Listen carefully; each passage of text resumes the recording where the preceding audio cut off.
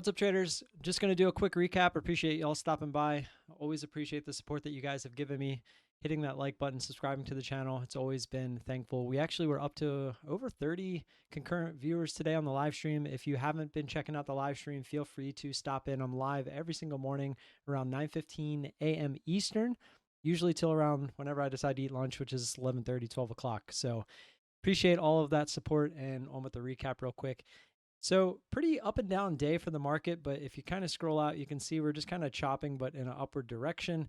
The bell, we kind of tried to move down and we reclaimed, and we've been having some pretty big moves both ways. Well, we had two of them pretty much at the bell, recovered, went sideways, had another big down move, and then another V-shaped recovery.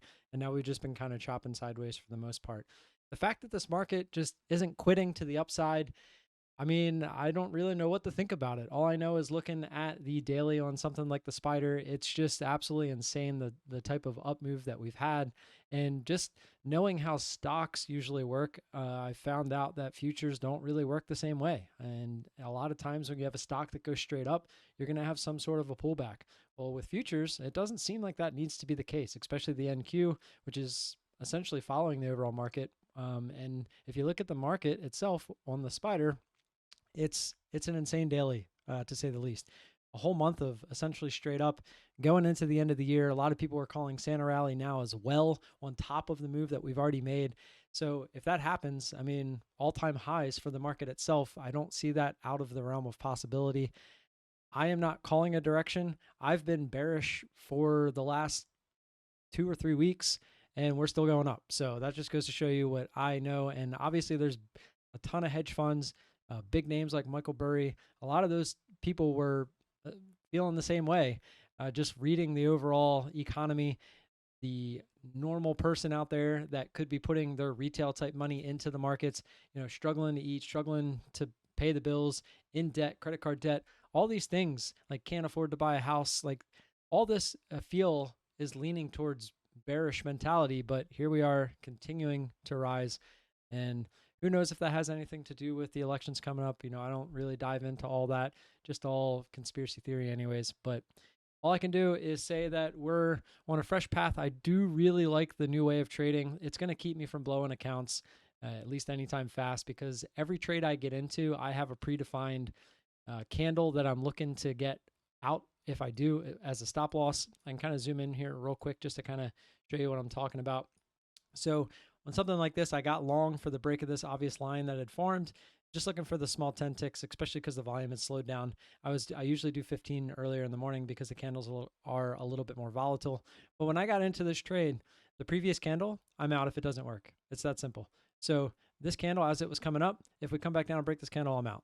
So it's going to keep me from, if I'm wrong, I'm wrong. Or it's going to keep me from, if I'm wrong, I can try to work out of it, to if I'm wrong, I'm out quickly. Because if I can keep my win average up into the 70, 80 percentile, that one loss that might be a little bit more than 15 ticks every once in a while is not going to kill me. So if we scroll back and take a look at our other 4 trades, similar, I was actually trying to go with what I thought the trend was. That's another thing I'm really trying to do, is figure out which way the market seems to be favoring and try to go with it. It's a lot easier to trade with the market, especially the NQ that I've found, than it is to go against it. So here, had a nice little pullback. On the way up, we got in on the break of this previous candle with the idea of stopping out if it got below it. And it worked out. So just quick 15 ticks. Actually, I think this one actually hung up at my order because, yeah, it was a lot smaller. I think some of these we actually took off a little bit early because it like went up to my order, didn't fill me, and it just kind of hung out there. And a lot of times that thing will shoot back the other direction against you. So that's another thing I've been working on. If it's not doing exactly what I want, it's okay to get out. And there was one that was actually break even. It was this one where I got in looking for it to continue. It went right to my take profit order, started to come back down. No, that's it. I'm out. Because right after that, look what it did. It actually shot down pretty heavily. It did end up going right back up though. So again, if it doesn't do what you want it to do right away, get out. It's that simple. And that's kind of what I've been trying to lean on. Now this trade was a good one. We're obviously moving backwards here, but it looked like the market was coming down, came back up, and started to come back down. Pretty obvious line here as well. And got short right under it, came down, filled us. Perfect. Obviously, it made a much bigger move, but we're not looking for the bigger moves. We're just looking for that quick scalp. trying to be in the right direction. Same here. We were obviously making this big move off of the news from pre-market at 8:30. Had a big move down on the SPY, got bought all the way back up. So when we had a little bit of a pullback, another big move up, and then we came back down.